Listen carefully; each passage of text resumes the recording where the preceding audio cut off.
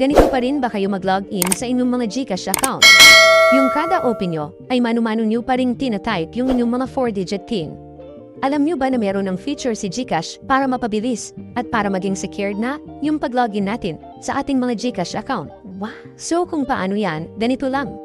First, dito sa ating mga GCash, click lang natin itong profile natin dito sa baba. Tapos dito, click naman natin itong settings.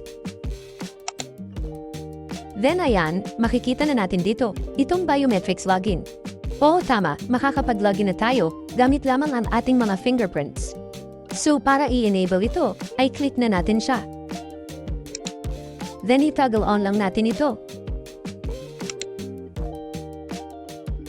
Then pagka-click natin, magpapadala na si GCash ng OTP code sa mga GCash number natin.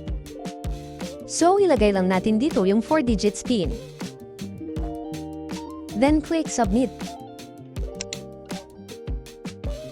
Automatic, matet-earn na yan, at once na inopen na natin yung ating mga GCash account, ay meron na tayong options na ilagay yung ating mga fingerprint para makapag-login.